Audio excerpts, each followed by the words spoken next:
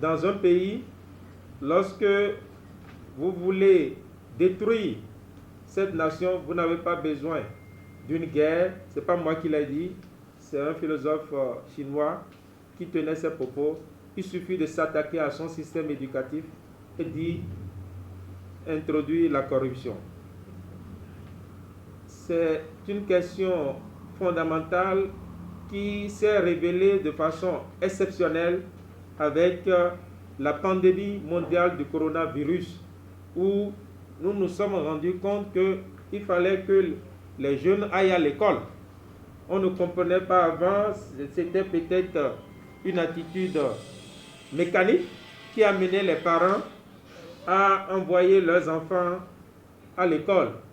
Mais avec les confinements, avec les états d'urgence sanitaire, même si certains disent que ce n'est pas toujours respecté, ce n'est pas moi qui l'ai dit. Donc, les élèves se sont retrouvés à la maison et il fallait trouver une manière de régler cela. Et on s'est rendu compte que certains pays ont mis en place des dispositifs d'enseignement à distance. D'autres pays n'ont pas pu, faute d'infrastructures, faute d'équipements, parce que même si l'infrastructure existait et que les apprenants n'avaient pas les équipements requis, cela n'est pas possible.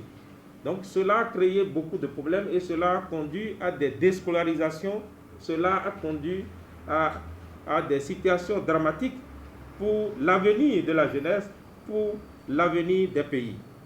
Et face à cette situation, il a semblé important pour les organisateurs du prix Jeunes Journalistes en Haïti d'amener les journalistes, d'attirer l'attention, le regard des journalistes sur l'école et particulièrement dans le contexte haïtien où le système a déjà des problèmes structurels et conjoncturels. Donc, dans ces conditions, eh bien, il est demandé aux journalistes d'aller de façon concrète sur le terrain pour voir quels sont les obstacles qui empêchent aujourd'hui d'obtenir en Haïti une école, l'accès à une école de qualité, l'accès à une éducation de qualité, comme il est prévu dans le plan décennal de développement de l'éducation en Haïti. Quels sont ces obstacles? Quels sont les dysfonctionnements? Aussi, quelles sont les initiatives heureuses, innovantes, qui permettent de contourner ces obstacles pour obtenir des résultats intéressants? Donc, ce sont ces préoccupations liées à une question fondamentale que constitue l'école qui ont conduit les partenaires de ce prix à décider du thème « L'école en Haïti ». Le prix est déjà lancé et qu'aujourd'hui, il ne faut pas attendre la veille pour mettre le chrono au poignet, commencer par courir. Ça veut dire, oui, puisque nous sommes octobre et novembre, donc 65 jours, c'est même pas. Donc, si on attend 5 jours avant la clôture pour commencer par courir et à la fin envoyer sa candidature à minuit au lieu de 17h heure de Port-au-Prince, ça sera déclaré infructueux. Ministère de la Culture et de la Communication, en mon nom personnel, le Bureau régional de l'Organisation internationale de la francophonie pour les pays de la Caraïbe et de l'Amérique latine, d'avoir associé une fois de plus le ministère à son initiative combien enrichissante pour les jeunes intéressés au journalisme, à la production de l'information. Dès son installation comme ministre de la Culture et de la Communication, M. Pradel Henriquez a fait de la communication un pilier essentiel de son administration. C'est donc avec un enthousiasme particulier que le ministère de la Culture et de la Communication apporte son soutien à la réalisation de cette édition du prix du jeune journaliste en Haïti. Cet appui du ministère traduit son engagement à l'amélioration de la qualité du reportage journalistique en Haïti. Ce concours est un rendez-vous privilégié pour les participants et participantes de réfléchir, de mener des enquêtes et d'analyser des situations de notre société selon un thème. Cette année, il propose de creuser le thème « L'école en Haïti », un sujet fondamental pour notre pays. Le ministère de la Culture et de la Communication souhaite que le plus grand nombre de jeunes participent à ce concours pour remettre la situation de l'école en Haïti en perspective et de contribuer à leur échelle à l'évolution de ce secteur crucial pour le développement de la communauté haïtienne. Chers amis des médias et de la communication, le ministère de la Culture et de la Communication compte sur votre dévouée collaboration pour permettre une très large diffusion de ce concours auprès de la population.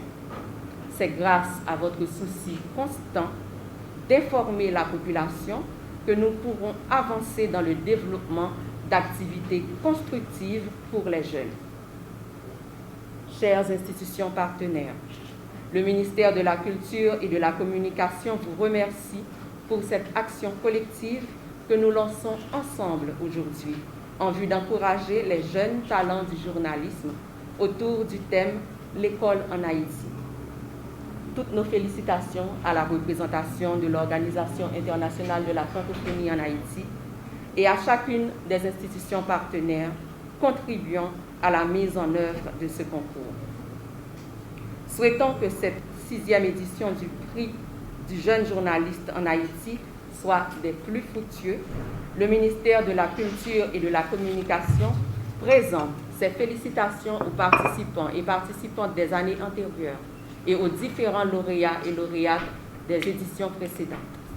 Le ministère invite les jeunes des 10 départements géographiques d'Haïti à mettre en lumière ce thème « L'école en Haïti » à travers des reportages écrits, radiophoniques et audiovisuels pour l'édification et l'avancement de notre société. C'est avec plaisir que j'y réponds à l'invitation du bureau régional de l'OIF pour les pays de la Caraïbe et de l'Amérique latine, au nom de l'ambassade de Suisse en Haïti et du chargé d'affaires AI, M. Fabricio Poretti.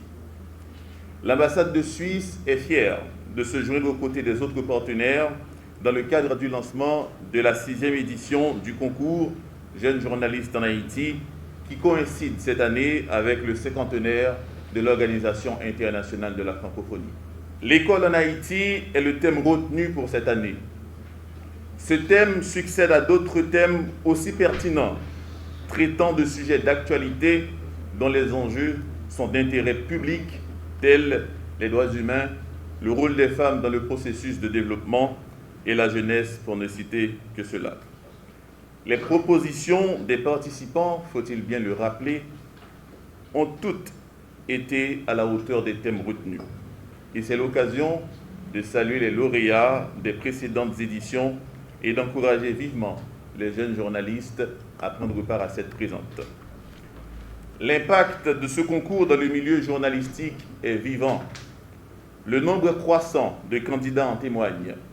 C'est aussi un témoignage du besoin et de l'intérêt des jeunes journalistes à se dépasser et à mieux s'outiller pour exercer avec professionnalisme ce métier essentiel à la liberté d'expression et à la démocratie.